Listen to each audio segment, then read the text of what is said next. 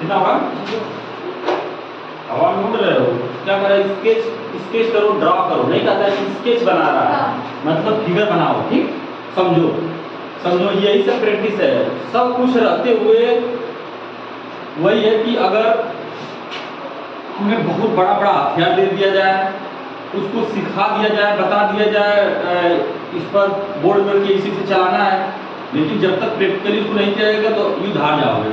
अब मैं तुम्हें बता दिया हूँ कि ये लगता है, ये यूज होता है, लेकिन जब तक चलाना नहीं सिखाऊंगा तब तक तुम लोग क्या करोगे? हारोगे। ठीक, अब देखो क्या करना है। कह रहा है कि एक पॉइंट चार्ज है, कोई पॉइंट चार्ज है बेटा, प्लस क्यू है। कितना है? प्लस क्यू है। Escape in the vicinity of uncharged conducting plate। कोई अनचार्ज कंडक्टिंग प्लेट, मतलब हम मान लेते हैं कोई यहाँ पर अनचार्ज कंडक्टिंग प्लेट रखा गया है, ये मान लेते हैं कोई अनचार्ज कंडक्टिंग प्लेट है। ठीक बेटा, समझ। अच्छा बताओ, रुको, जब अनचार्ज कोई कंडक्टिंग प्लेट है तो बताओ यहाँ एक पॉजिटिव चार्ज रखा गया है, बताओ इसको देखकर इसके दिल में कुछ होगा कि नहीं? होगा। कैसा होगा? निगेटिव और पॉजिटिव होगा। निगेटिव कैसा होगा? निगेटिव। अरे अपोजिट आएगा भाई, क्या आएगा? अपोजिट। तो यहाँ क्या आ गया? अपोजिट चार्ज आएगा नहीं बेटा? ये अपोजिट चार्ज आ गया, कोई दिक्कत? यहाँ क्या, अब भाई ये पॉजिटिव है तो यहाँ से तो रेडिएट होंगे पॉजिटिव चार्ज, होंगे नहीं बेटा? यहाँ से क्या होगी? पॉजिटिव चार्ज रेडिएट होगी। लेकिन जितनी फेसिंग लेयर, मतलब जितनी सामने आएंगी, सब यहाँ पर इसको नेगेटिव को देखकर इन सबको कुछ दिल में होगा कि नहीं भाई? पॉजिटिव है तो नेगेटिव क्या होगा? सारी टर्मिनेट हो जाएंगे इधर, होगी कि नहीं भाई? घूम जाएंगे कि नहीं? अरे रास्ता बदल देंगे कि नहीं भाई? रास्ता जरूर बदल देंगे। किसको देखकर? नेगेटिव को देखकर। आई तो बहुत दूर है, पहले रास्ते से वो कई रास्ता बदल चुका है, अब निकल चुकी है, कहाँ से आएंगे? है नहीं, क्योंकि तो चले जाएंगे पहले से आ जाए। इसके डायग्राम हो गया बस, नहीं समझ में आया आगे देखिए। हाँ यही है, पढ़ते पढ़ते आएगा क्या। अच्छा बताओ, ये क्या कर रहा है कि पॉइंट चार्ज है, प्लस क्यू है, किया गया in the vicinity of अनचार्ज conducting plate. तो मैं तुम लोग को बताया था कि पॉजिटिव चार्ज से एप्टिट्यूड लाइन निकलती है, नेगेटिव में घुस जाती है, और क्या किया जाता है, अगर किसी चार्ज के सामने अनचार्ज लाया जाए तो क्या हो जाता है? उस पर अपोजिट चार्ज आ जाता है। तो अभी अगर रिवीजन नहीं करोगे तो दिमाग नहीं चलेगा, साफ सी दिमाग बकवास। अगर रिवीजन करो तो दिमाग चलेगा। सर ऐसी बात नहीं, रिवीजन करते तो दिमाग चलता बेटा। सर ऐसे लगता है पॉजिटिव चार्ज अगर प्लेट है तो उसमें नेगेटिव आएगा, कितना कंफर्म था। कंफर्म था तो तुरंत इसे डायग्राम बना दो। कैसे बनाना? जो अब तो आया, अब इस साइड करने जाऊंगी, आएगा नहीं, सही आएगा। प्रैक्टिस क्या कर बेटा, चलो ट्यूशन पर 20 करो, सब करते जाओ। जितने नकड़े नहीं आए ना, सब यही सब बात कहते हैं, कुछ नहीं पढ़ाया जाता सही। सरफेस के परपेंडिकुलर बनाना है, जैसे इंटरकरेक्ट परपेंडिकुलर, तो परपेंडिकुलर पर क्वेश्चन चल रहा है। ठीक, अब तुम सब खींचती जा रही है, नहीं जबरदस्ती, ये इसे सीधा से करो।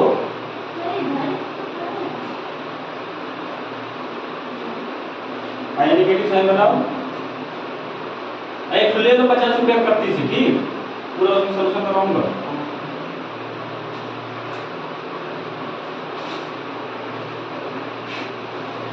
समझ में आया कि नहीं बेटा?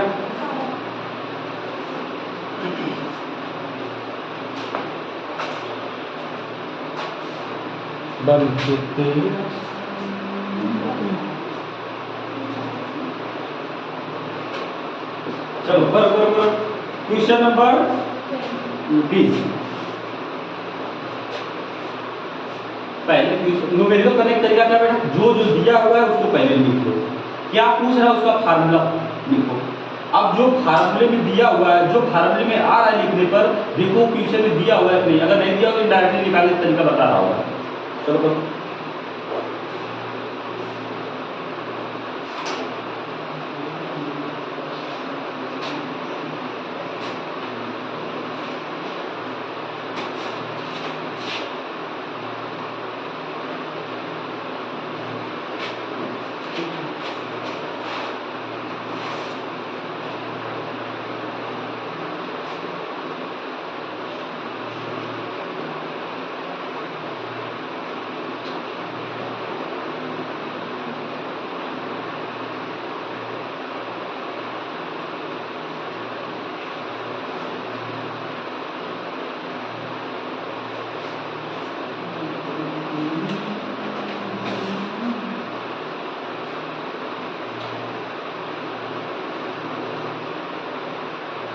दिल पे हाथ रख के बता दो ऐसा कंसेप्ट कोई ना बताया मैं।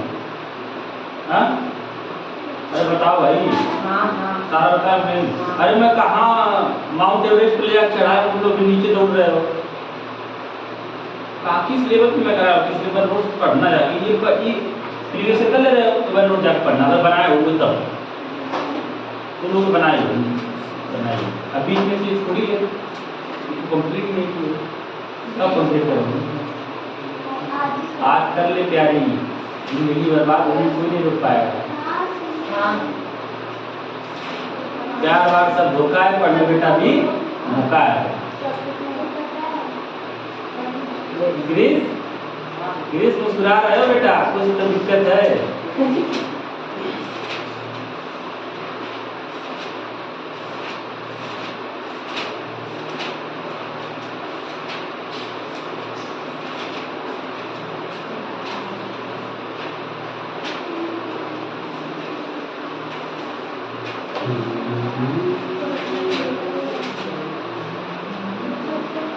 ग्रीस एक बार देख पहले क्या क्या दिया उसको लिख।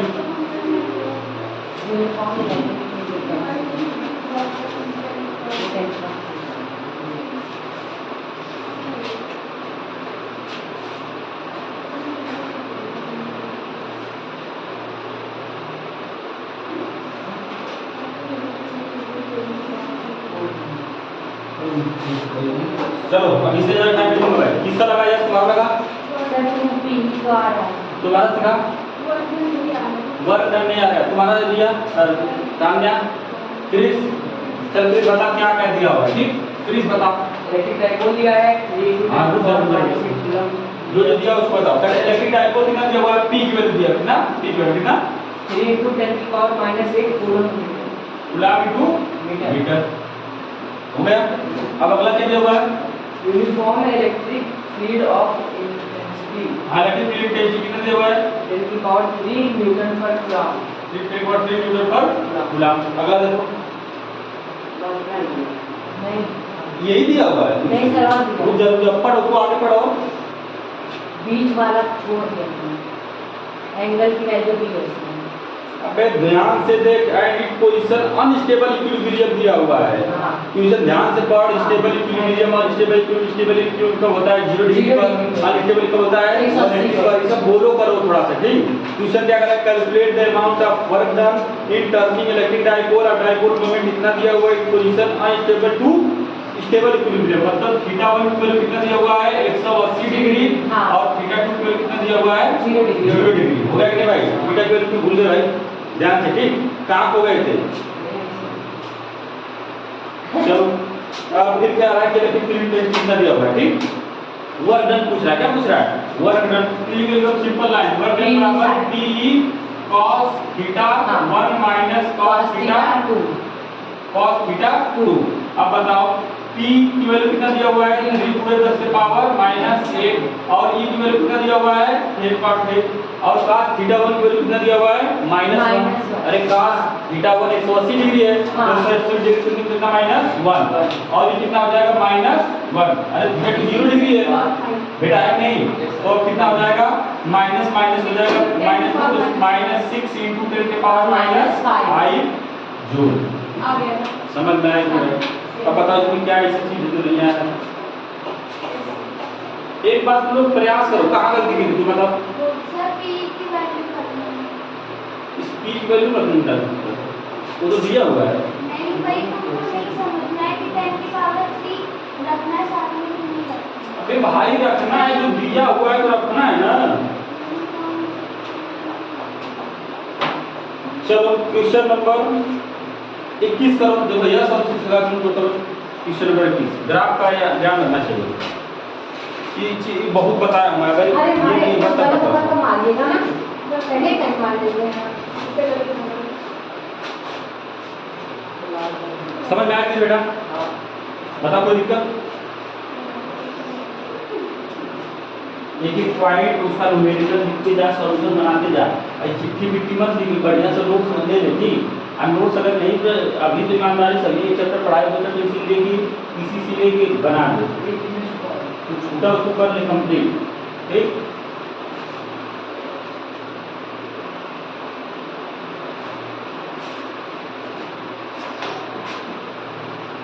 क्वेश्चन नंबर चलो करो, क्वेश्चन नंबर 21।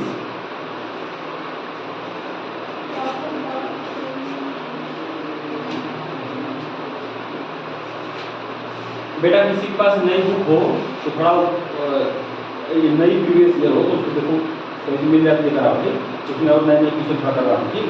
अरे कोई अगल बगल का देखो पास और देखो दर्शक नाम दे दो, सही है यार, यस दर्शक नाम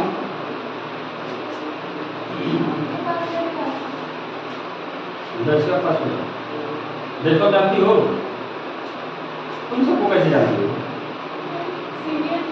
अरे माइनस की पढ़ी होगी सब माइनस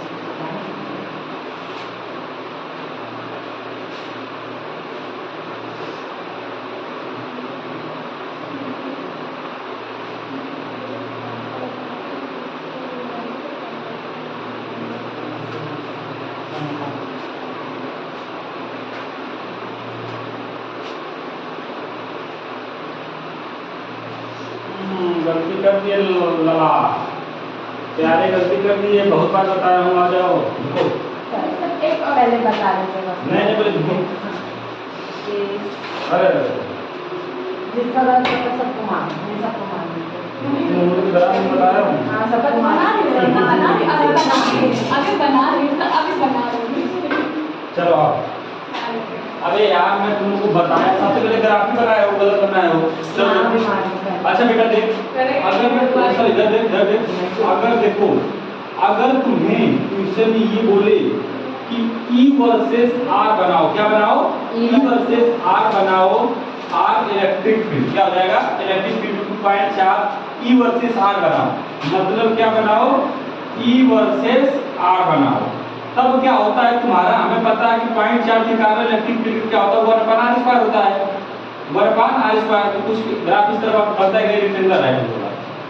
अब मैं तुम्हें क्वेश्चन में बताया था इसके पहले जब वहां पर गैस स्टेट पढ़ाया था कि अगर क्वेश्चन में ये दे दे कि ये फिगर बनाओ, स्ट्रेट लाइन जाएगा, क्या हो जाएगा? स्ट्रेट लाइन जाएगा, क्या जाएगा? स्ट्रेट लाइन जाएगा। अगर जैसा है वैसा दे दे तो क्या जाएगा? मतलब अब तुम्हें 1/r² बोल दे तो क्या हो जाएगा? ओरिजिन से पास होगा, सीधे जाएगा। समझ में आया कि नहीं? आप समझिए थोड़ा सा। अगर एक्चुअल फार्मूला ही तुम्हें दे दे, मतलब हमें 0.4 का फॉर्मूला कितना होता है? Q/r²। अगर तुम्हें क्वेश्चन में ये बोले कि E वर्सेस R बनाओ, क्या बनाओ? E वर्सेस R बनाओ, तब तो तुम्हारा ग्राफ क्या होगा? कुछ इस तरह जाएगा, ठीक। अगर तुम्हें क्वेश्चन में कह दे कि E वर्सेस 1/r² बनाओ तो क्या होगा? ओरिजिन से पास होकर सीधा जाएगा। समझ में आया नहीं भाई? तो उसको कहीं नोट्स कर लो, पहले कहीं इसको नोट बना किस तरह लिखूं, समझ में? बाकी तुम लोग लिख दो, तुम्हें जोर से करो। चलो देखो, अगर तुम्हें क्वेश्चन में E वर्सेस R बोले तो ग्राफ कैसा बनेगा? ऐसा बनेगा, ठीक। अगर क्वेश्चन में E वर्सेस 1/r² बोले मतलब क्या हो जाएगा? E वर्सेस 1/r² बोले क्या हो जाएगा? ओरिजिन से, समझ में आया कि? लेकिन ये अभी तुम्हारा सॉल्यूशन नहीं हुआ। यहाँ पर दो चार्ट दिए हुए तो दो ग्राफ बने, क्या बनेगा? दो ग्राफ। मैं तुम्हें बताया था y इक्वल क्या होता है? mx plus c। बताओ y एक्सिस पर क्या है? इलेक्ट्रिक फील्ड है। हाँ। और y mx प्लस c, ठीक। अब बताओ x एक्सिस पर कितना आएगा? k q1 q2/r²। होगा नहीं भाई? तो बताओ x की वैल्यू कितना है? 1/r² है नहीं भाई? हाँ। और k q1 q2 क्या है? स्लोप है। k q1 q2 क्या है? स्लोप है। तो y बराबर क्या लिख सकते हो? y बराबर लिख सकते हो y बराबर m x, m की वैल्यू कितना है? k q1 q2 हो गया, और m क्या 1/r² है। जब तुम ग्राफ बनाओगे तो E वर्सेस 1/r² बनाओगे तो कुछ इस तरह जाएगा। अब दो चार्ज है, तो किसका स्लोप ज्यादा रहेगा? जिसका q1 मल्टीप्लाई बाय q2 ज्यादा, उसका स्लोप ज्यादा होगा नहीं बेटा? हाँ, जिसका q1 q2 मल्टीप्लाई, अरे स्लोप यही तो है q1 q2 के, तो के दोनों में है। अब q1 q2 जिसका ज्यादा रहेगा वही का जो स्लोप ज्यादा हो जाएगा। तो बताओ इसमें दो चार्ज का सेट दिया होगा, किसमें q1 q2 का स्लोप ज्यादा रहेगा? अरे भाई पहला कैसे दूसरा होगा? तो उससे नहीं, माइनस तो चार्ज है भाई, फोर्स इलेक्ट्रिक फील्ड इलेक्ट्रिक, और वहां पे चार्ज नेगेटिव नहीं दिया जाता है, मतलब क्या हो जाएगा? दूसरा स्लोप ज्यादा रहेगा। कुछ इस तरह बने नहीं भाई? इसकी स्लोप किसका है? 1 माइक्रोकूलम और 2 माइक्रोकूलम का, और ये किसका है 1 माइक्रोकूलम और 3 माइक्रोकूलम। समझ में आया कि नहीं? स्लोप समझे नहीं? समझ में आया? हाँ सर। बेटा तुम्हें समझ में आया? चलो दोबारा बताओ, नहीं समझ में आया? सबसे पहले बताओ ई वर्सेस आर ग्राफ से स्टेट बन जाएगा। आइए थोड़ा सा मैथमेटिकल है, y बराबर होता है mx प्लस c। यहाँ पर c तो 0 है, कुछ नहीं आ रहा है, पर ये इसकी जगह ये पर कितना आ रहा है k q1 q2 upon r का स्क्वायर। बताओ x एक्सिस पर क्या है, 1 अपॉन r स्क्वायर है। ये जो बचा हुआ क्या है, स्लोप है। स्लोप क्या बताता है? स्लोप मतलब ये स्लोप बताता है, कम स्लोप जैसे उठता जा रहा है स्लोप बढ़ता जा रहा है कि नहीं। बता स्लोप किस पर डिपेंड कर रहा है, q1 q2 पर हो रहा है कि नहीं।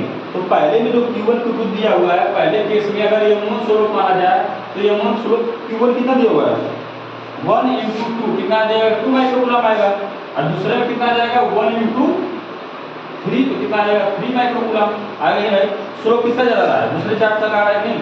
मैं ये स्लोप ज्यादा कर दूं, नहीं समझ आया बेटा? आया तो दिक्कत सब करो,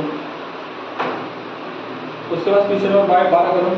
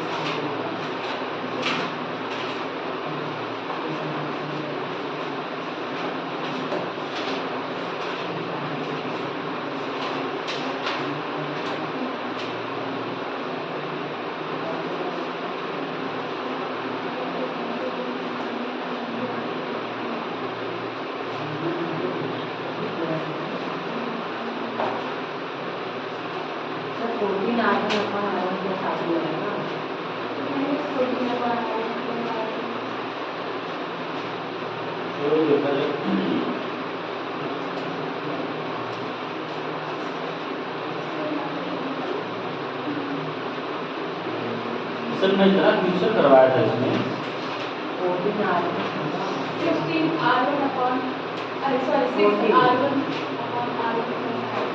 मेहनत बहुत करने की जरूरत है। तो जो चीज़ बता के कैसे अप्लाई करोगे, मैं बताओ चार्ज ट्रांसफर के 3 मेथड बताया था, कंडक्शन मेथड, इंडक्शन मेथड और कंडक्शन मेथड पर ज़्यादा ट्यूशन भी करवाया था। कंडक्शन मेथड मतलब दो कंडक्टिंग बॉडी को टच कराया जाएगा तो चार्ज ट्रांसफर होगा। चार्ज ट्रांसफर का रीजन बताया था ड्यू टू पोटेंशियल डिफरेंस कि चार्ज ट्रांसफर होने के बाद कितना चार्ज बता, उसका radius upon total radius multiply by total charge करवाया था भाई। फिर का उसमें एक स्पेशल केस करवाया था कि अगर दो आइडेंटिकल बॉडी है तो दोनों को अगर टच कराया गया तो दोनों को चार्ज को जोड़कर आधा काट दो, आधा डिवाइड कर दो। तो यहाँ पर दोनों तो आइडेंटिकल है, जब दोनों आइडेंटिकल तो दोनों चार्ज को जोड़ दो। सिंपल है। मैं कहाँ करवाया था, अलग अलग करवाया था। 25% कहाँ ये एकदम सिंपल है। सात आ जाएगा। अरे जोड़ोगे जब दोनों कितना हो जाएगा, अरे ये हो जाएगा 6 और 4 जोड़ो कितना होगा 10 हो जाएगा। अबे +4 है, ठीक है, -6 कितना है -10 है तो -10 है तो जोड़ो कितना होगा 14 के साथ जोड़ोगे ना, जोड़ रहे हो, 4 थोड़ी स्केलर है, तो कितना हो जाएगा -6 हो जाएगा, मतलब -3 किलोमीटर। तो 1 मिनट में है। लेकिन तुम्हें नीट में नहीं सॉल्व करो, तो जैसे मैं तरीका बताऊं उसे सॉल्व करना पड़ेगा। आंसर तो आ गया, लेकिन हमें मेन 3 नंबर पाना है, 2 नंबर पाना है ना, तो 4 में तरीका जो बताया वो कि 4 लिखोगे q directly proportional to r, 4 transfer के बाद कितना आएगा, मतलब पता चल गया कि -q आएगा, आगे नहीं। चलो देखा जाए। लेकिन अगर डायरेक्ट कोई बोल दे कि 2 आइडेंटिकल चार्ज है, दोनों को टच किया तो क्या करोगे, दोनों चार्ज को जोड़कर आधा से डिवाइड कर दोगे, तो कितना आएगा -3। तो बताओ कंडक्शन के थ्रू चार्ज होने का मेन रीजन क्या है, ड्यू टू पोटेंशियल डिफरेंस। बता देंगे भाई, ड्यू टू पोटेंशियल डिफरेंस। चलो देखो, चार्ज ट्रांसफर का मेन रीजन क्या बेटा, ड्यू टू पोटेंशियल डिफरेंस। अब चलो करो, समझो। चल बेटा देख इधर, दोनों आइडेंटिकल बोल रहा है नहीं। अब चलो एक बार गाना मैं कह रहा हूं कि 2 स्फीयर है, दोनों स्फीयर का रेडियस 10 सेंटीमीटर है, एक पर चार्ज 50 कूलम चार्ज है, एक पर -20 कूलम चार्ज है, दोनों को टच करके दूर कर दिया, बताओ अब नया चार्ज कितना होगा। अरे दोनों को जोड़ दोगे तो 50 से 1 पर 20 है, 50 और एक पर प्लस 50 है, एक पर -30 जोड़ो 30 आ जाएगा। हाँ, 30 आ जाएगा, 15 आ जाएगा, नहीं आएगा, कितना आएगा 15 आएगा। तो समझो एक बार, तो क्या कह रहा है क्वेश्चन, कह रहा है कि 2 आइडेंटिकल मेटल स्फीयर, मतलब कि एक आइडेंटिकल मेटल स्फीयर है, इसका रेडियस कितना है r है, तो दूसरे का भी रेडियस कितना रहेगा r रहेगा, कोई दिक्कत। फिर समझो, फिर कह रहा है एक पर +4q चार्ज है, तो दूसरे पर कितना है -10q चार्ज है, राइट बेटा। ये बिफोर टच है, क्या है बिफोर टच। अब क्या कर दिया, दोनों को टच करा दिया जा रहा है, दोनों को टच कराने के बाद दूर दूर बना दिया जा रहा है। अभी भी स्फीयर का रेडियस कितना है r है, अभी भी स्फीयर का रेडियस कितना है r है। इस पर मान लो q1 डैश, इस पर मान लो q2 डैश, है कि नहीं भाई। अब मैं तुम लोग को बताया था कि चार्ज आफ्टर टच मतलब q dash is directly proportional to r होता है, q dash is directly proportional to r। तो बताओ q1 dash is equal to कितना आ जाएगा, इसका radius r, total radius 2r, r plus r total 2r हो जाएगा भाई। और टोटल चार्ज कितना हो जाएगा -6 हो जाएगा बेटा, -6 कूलम। कोई दिक्कत, अरे आप समझ रहे हैं कि। अब बताओ r से r कैंसिल, इससे कैंसिल, मतलब q1 डैश की वैल्यू कितना आ गया बेटा -3q। आगे नहीं, वैसे q2 डैश अगर निकाला है तो q2 डैश बराबर कितना आ जाएगा, उसका radius upon total radius multiplied by total charge. यहाँ पे कितना आ जाएगा -3। नहीं समझ में आया बेटा, ये फार्मूला याद रखना चाहिए, ठीक। कल सीखा, कल सोना सीखा, करो बेटा। दिक्कतें आएंगी, पढ़ाई दुनिया का सबसे टफ काम पढ़ाई है, साफ सीधी बात कर रहा हूँ, लेकिन ऐसा नहीं कि इम्पॉसिबल है, इसको रो कर गा कर हंस कर पढ़ना पड़ेगा। फिर आगे चल के सोचोगे, तुम्हें सोच कर मजा कि मैं मेहनत करता था उतना। समझ में आ गया बेटा।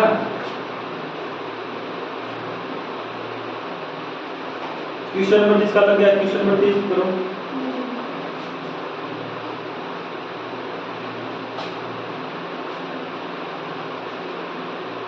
अब बताओ, तो अब तो कंसेप्ट रिपीट होने लगा है। हाँ, 33 हो गया। 33 हो गया ना। जब तुम लोग तो रुक मत, तुम भीड़ से आगे नहीं करता। हाँ, 24 से कर। हाँ, 24 कर, जल्दी जल्दी कर, 24, 25, 26 करते रहो। इसलिए मैं करा रहा हूँ, तुम लोग को कॉन्फिडेंस आए कि भाई जो कराया जाता है वही आता है।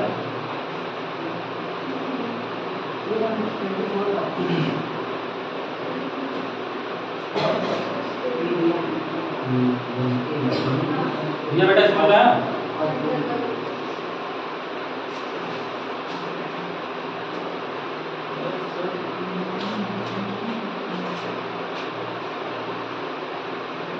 तुम इसके पहले कैसे सॉल्व किए भाई?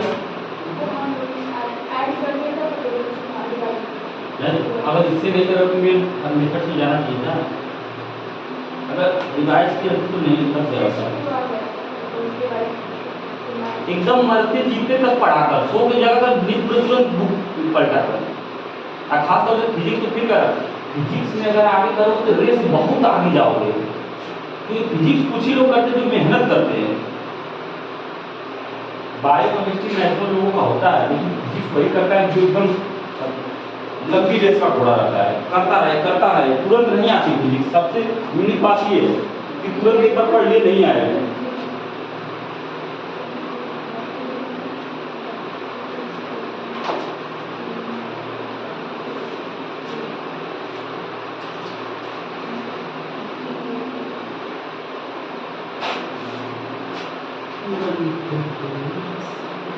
चलो करो करो करो करो, तेज बता दो बेटा तान्या। सबसे पहले जो दिया उसको करो। क्रिस ये तो करो क्वेश्चन, ये वाला करो बेटा। कैसे कुछ समझ में आ रहा है नहीं आ रहा है ना? बस इसे देखते रहो, करंट जो तुरंत बना लेगा। ठीक, गारंटी ले रहा हूँ आएगा समझ में। ठीक, पर रेगुलर क्लास, एक भी क्लास बंद नहीं होनी चाहिए।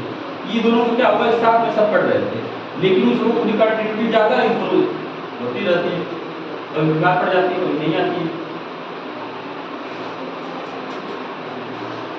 कंटिन्यूटी सबसे जरूरी है पढ़ाई में।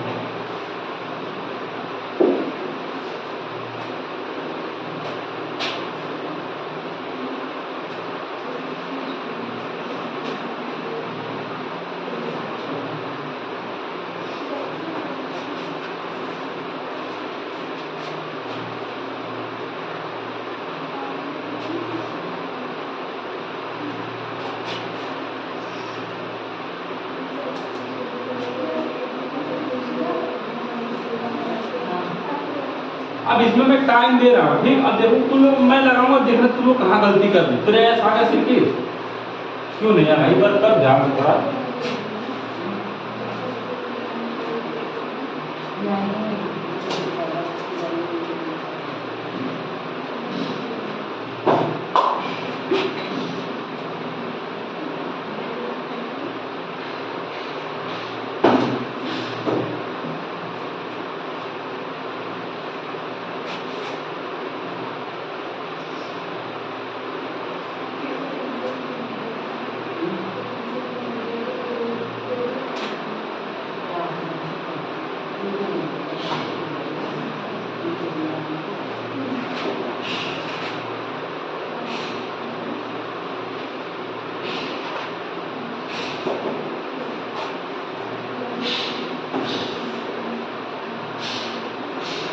चल क्रिस बता। अच्छा तान्या तू बता, क्या पढ़ी इस विषय में?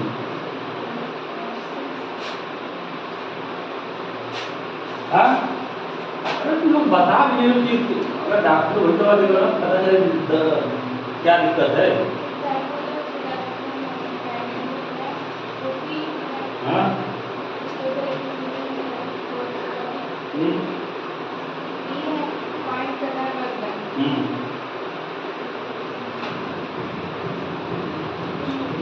शुद्ध क्रिस तू बता, पढ़ क्वेश्चन।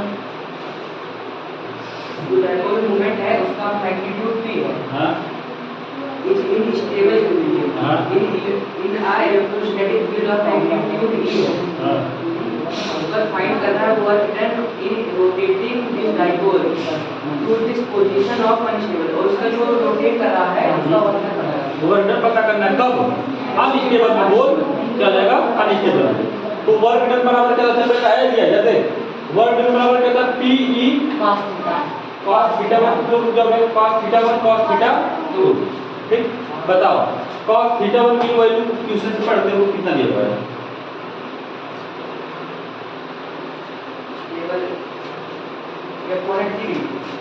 स्टेबल कब होता है? थीटा की वैल्यू 0 डिग्री रहता है। स्टेबल से अनस्टेबल ले जाया जा रहा है ना, मतलब थीटा 1 की वैल्यू 0 डिग्री और थीटा 2 की वैल्यू 180 डिग्री हो जाएगी नहीं। स्टेबल से अनस्टेबल में थीटा को 0 से 180 डिग्री। अब चलो वर्क कर आप बता दो, p e cos 0 की वैल्यू 1 और cos को 180 के साथ माइनस माइनस प्लस 1 हो जाएगी नहीं, तो कितना आ जाएगा 2। अब इसी में पता नहीं तुम क्या मरे जा रहे हो। अब ये ऐसा क्वेश्चन लगा रहा है तो क्यों नहीं की भाई? तो मैं पूछ रहा हूँ, कहाँ नहीं बता, कहाँ आ गया बताओ। नहीं तो साफ करना पड़ता है। आपने इसके पहले बताया नहीं तो रफ पर साफ किया करो, हवा में नहीं, रफ पे साफ किया करो। 24 चलो क्वेश्चन नंबर 24 करो भाई। हो गया। हो गया तुम लोग, चलो करो। कितनी साथ में तुमने ताकत में तुम्हें बेटा एक एक सॉल्यूशन बनाते जाओ भाई। क्वेश्चन नंबर 24 करो। बस इतना देखा तो कहां से कहां ले जाएगा। अगर अनस्टेबल से चलता ना तो बता एरिया, तो बता अगर ये क्वेश्चन में कहता कि अनस्टेबल से स्टेबल ले जाया जा रहा था कितना था, 180 माइनस 0 तो कितना आ जाता है माइनस माइनस कितना नेगेटिव आ जाता है माइनस 2p आ जाता है नहीं। चलो चलो क्वेश्चन नंबर 24 हो गया सभी का, तुम लोग विकल्प भाई।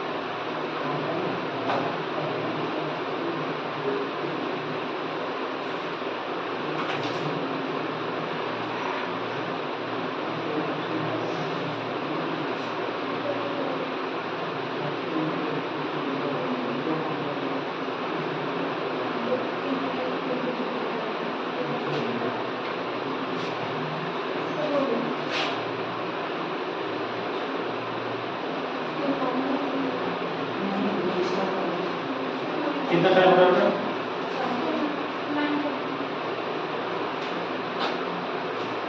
9:40 हो गया। 424 something है।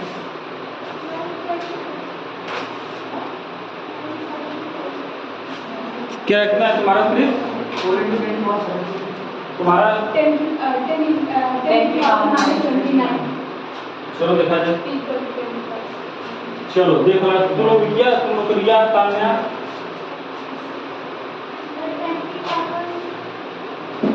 चल भाई देखो क्वेश्चन समझो। कह रहा है कि एक डाइपोल है, चल फिर बता क्या क्वेश्चन में कह रहा है बस समझ। कह रहा है कि एक डाइपोल है, तू बता मुझे क्या कह दिया हुआ है। हाँ इसका पी दिया है 2 × 10⁻⁻23। अगर टी नहीं दिया हुआ है तो यूनिट से भी पढ़ लिया, अगर इलेक्ट्रिक फील्ड इंटेंसिटी दिया हुआ है। अरे पी यूनिट क्या होती है, कूलम × मीटर होता है। इलेक्ट्रिक फील्ड इंटेंसिटी क्या होती है, न्यूटन पर कूलम होता है। तो अगर लैंग्वेज से न समझ में आए तो उससे देख लिया करो। इलेक्ट्रिक फील्ड इंटेंसिटी दिया हुआ है, कह रहा है कि इलेक्ट्रोस्टैटिक फील्ड मैग्नीट्यूड मतलब इलेक्ट्रिक फील्ड को कितना दिया हुआ है 10⁻6 न्यूटन पर कूलम। अगर यूनिट पूछता ना समझ में आए तो यूनिट से देख लिया करो। तो डाइपोल मोमेंट की क्या होती है, कूलम × मीटर होती है। इलेक्ट्रिक फील्ड इंटेंसिटी की यूनिट क्या होती है जूल पर और न्यूटन पर कूलम। ठीक, फिर आगे क्या कह रहा है कि if the work done in rotating from stable equilibrium to position of unstable equilibrium, work की वैल्यू कितना बता रहा है 2 × 10⁻23 जूल। हो गया भाई। और थीटा की वैल्यू थीटा 1 की वैल्यू कितना दिया हुआ है 0 डिग्री से थीटा 2 की वैल्यू है 80 डिग्री। ठीक, तो कह रहा है कि then find the magnitude of dipole moment. Dipole moment की वैल्यू पूछ रहा है। ठीक, तो डाइपोल फिर वही बात, अरे कई बार पूछेगा वर्क डन बराबर P cos theta 1 minus cos theta 2। अब बताओ वर्क की वैल्यू कितना दिया हुआ है 2 × 10⁻23 जूल और P की वैल्यू हमें निकालना है और E की वैल्यू कितना दिया हुआ है 10⁻6 और cos 0 की वैल्यू 1 और cos कितना माइनस प्लस हो जाएगी भाई। तो बताओ अरे 2 × 10⁻23 इक्वल टू 2P × 10⁻6। 2 से 2 क्या हो जाएगा कैंसिल। तो P बराबर कितना आ गया बेटा 10⁻23 अपॉन 10⁻6। तो उसको ऊपर ले जाओ कितना होगा 10⁻29। यूनिट का जो कूलम × मीटर। नहीं समझ में आया। तो इसका यहीं पर रखा जाए। अब क्वेश्चन नंबर 25 से लेकर 29 तक करना है तुमको, ठीक? तीन को करा दीजिए। हाँ? रुको तो 5 मिनट रुको। पानी दो। नहीं। सर टेस्ट दे दूँ ना? Yes. थोड़ा सा रिवाइज कर दूँ। अब खड़ा हो। हाँ? आप खड़ा हो। सर उसमें रिवाइज बेटा एनसीईआरटी की लाइन आएगी, पेपर देख लिया हूँ एकदम बढ़िया से एनसीईआरटी जाके बराबर पढ़ो। 25 इसको 25 से लेकर 29 तक कर लेना तुम लोगों को, ठीक? 25 का होगा इक्वल टू k q। अब कल जो क्लास चलेगी यहाँ तक मैं करवा दूंगा, पूरा 40 तक करवा दूंगा, एक चैप्टर जैसा खत्म हो जाएगा।